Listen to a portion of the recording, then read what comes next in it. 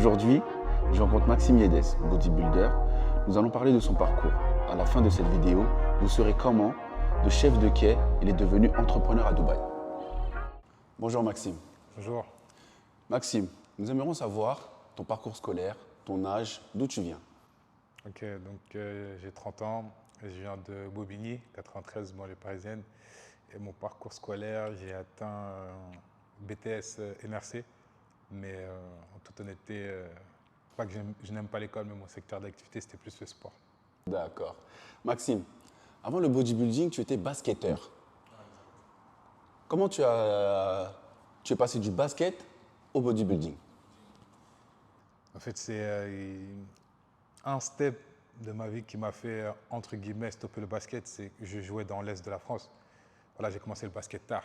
Enfin, pour mon âge, j'ai commencé le basket tard et comme tout rêve de jeune adolescent, à la NBA et tout, les strass et paillettes. Mais c'était compliqué parce que j'ai commencé tard et c'est un process vraiment long. Du coup, j'ai quand même atteint un bon niveau. J'ai joué dans l'Est de la France au niveau semi-professionnel. Et j'ai eu la chance de pouvoir aller au Canada pour jouer au basket en université, mais ma mère elle est tombée malade, du coup elle voulait que je rentre sur Paris. Et c'était soit je partais au Canada, soit je rentrais sur Paris. Du coup le choix a été vite fait, je suis rentré sur Paris et j'ai envie de dire la flamme du basket n'était plus la même. D'accord. Donc, D'accord, nous comprenons. De Metz, tu reviens sur Paris, tu as dû faire un choix, tu rentres dans le bodybuilding et tu atteins Monsieur Olympia. Quelles sont les étapes à franchir pour arriver à ce stade-là? je ne vais pas dire que c'est de la chance. Dans toute chose, tout accomplissement, ça demande énormément de travail. Euh, Quand j'ai commencé la musculation, vraiment 100% musculation, je suis comme ça, je veux faire quelque chose pour faire quelque chose et pas perdre mon temps, mais juste par passion, j'ai du mal. Dans mon sens, c'est la compétitivité. Du coup, je me suis dit, ok, c'est bien, je fais de la musculation, mais quoi après? Et j'ai commencé à m'intéresser un peu aux compétitions de bodybuilding, comment ça se passe, comment y accéder. Quand j'ai commencé même, c'était pas un sujet vraiment, comment je peux dire ça? C'était pas vraiment un sujet qu'on pouvait trouver à tout va comme ça sur le net ou comme quand on veut s'inscrire dans un club de football par exemple. C'est pas pareil. Il faut trouver un préparateur, après il faut savoir le process, comment s'inscrire aux compétitions. Et j'ai connu Essan, mon préparateur, et à la suite de ça, les choses ont été, j'ai envie de dire très très vite pour moi, mais beaucoup de sacrifices et de travail. Mais en 3 ans, ouais, j'ai pu, bah, voilà, commencer le bodybuilding, prendre ma carte pro qui m'a permis, après, me qualifier pour Olympia. 3 ans seulement, 3 ans. Tu fais Monsieur Olympia, tu rentres en France, tu prends une décision, quitter la France pour Dubaï. Pourquoi pas les États-Unis? Pourquoi pas la France tout simplement? Pourquoi Dubaï?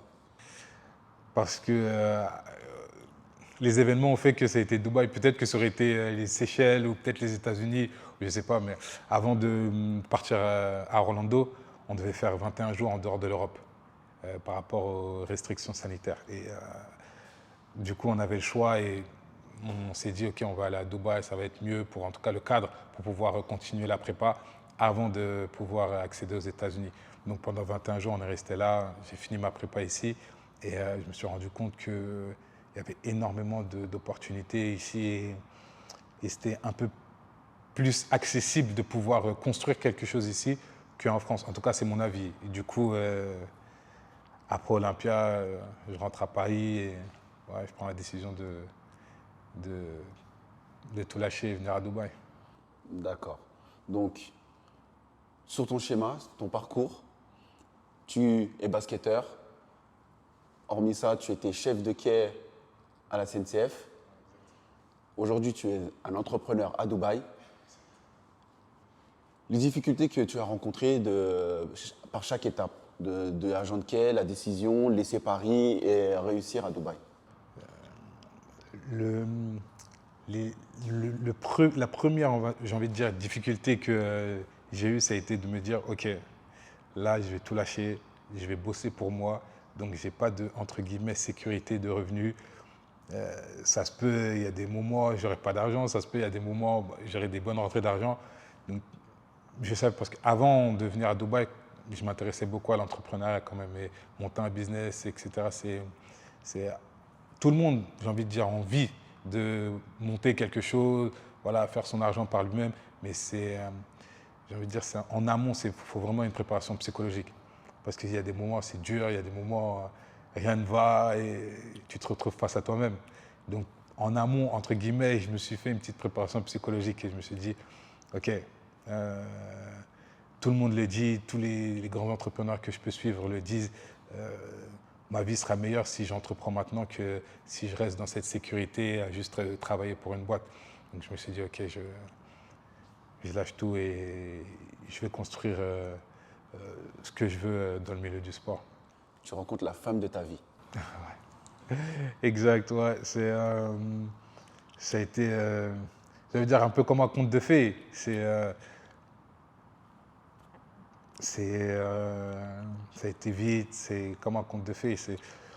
En tout cas, moi, j'ai toujours eu cette vision des choses. Je ne vais pas dire que je suis pauvre, j'ai un niveau de vie qui est très très bien. Il y a d'autres personnes qui ont un niveau de vie mieux que moi, d'autres personnes qui ont un niveau de vie en dessous du mien. Mais je me suis toujours dit, avant que vraiment j'atteigne ce niveau de vie que je veux, où je suis vraiment aisé, bien, je peux apporter mon aide à plusieurs personnes, je veux rencontrer la femme de ma vie. Parce que je ne veux pas, demain j'ai atteint mon cadre de vie et voilà, je vais parler crûment. C'est compliqué après de trouver quelqu'un de vraiment vrai. Aujourd'hui, beaucoup de personnes voilà, marchent avec d'autres personnes par intérêt. Ouais, donc je me suis dit, OK, j'espère, enfin dans ma tête, mon plan c'était j'espère trouver la personne avant que voilà, je gravis les échelons et le destin, j'ai envie de dire, a fait que ouais, j'ai rencontré la femme de ma vie et aujourd'hui on grandit ensemble. Ouais. Ton parcours est magnifique. Si tu avais un conseil à donner aux gens qui voudraient entreprendre aujourd'hui, aux jeunes qui voudraient entreprendre aujourd'hui, quel serait ce conseil? Trouver, premièrement, tout le monde ne n'est pas entrepreneur. Ça s'apprend et tout le monde peut l'être. Mais comme je disais, c'est un état d'esprit qu'il faut vraiment construire. Du coup, le premier conseil que je dirais, c'est voilà, trouver quelqu'un d'inspirant qui nous inspire vraiment. On voit cette personne, on voit son parcours, on se dit, ça me fait juste rêver. S'il l'a fait, c'est pas impossible que je puisse le faire. Tu vois. Et après ça, c'est passer à l'action. C'est dur. Beaucoup de personnes, et moi-même, c'est un travail de tous les jours. On est là, on est couché, on se réveille. J'avais prévu je vais dire une bêtise, j'avais prévu de faire un check-up d'une quinzaine d'entreprises que je veux prospecter, qui pourraient m'apporter de l'aide dans mon business. On se réveille et, ouais, vas-y, bon, je vais le faire un peu plus tard dans la journée. Et la journée finie, on ne l'a pas fait. Oh, je le ferai demain. Et puis les jours passent, et à la fin, on se retrouve du 1er au 31, on n'a rien fait. Et il y a beaucoup de personnes comme ça. C'est ne pas attendre, il n'y a pas de moment clé, il n'y a pas d'instant T. On pense à quelque chose, ok, directement on prend une feuille, on prend un papier, on passe à l'action. À chaque fois, chaque jour, une petite action va faire que, ah ouais, hier j'ai pensé, j'ai fait ça. Après, le lendemain, ah oui, j'ai fait ça, ah oui, j'ai fait ça. À la fin du mois, ah ouais, j'ai bien avancé sur mon business. On est fiers de nous. On est fiers de nous. C'est ce passage à l'action qui est pas vraiment évident, mais ça serait le conseil que j'ai à donner. Ouais. Ne pas attendre. Merci Maxime.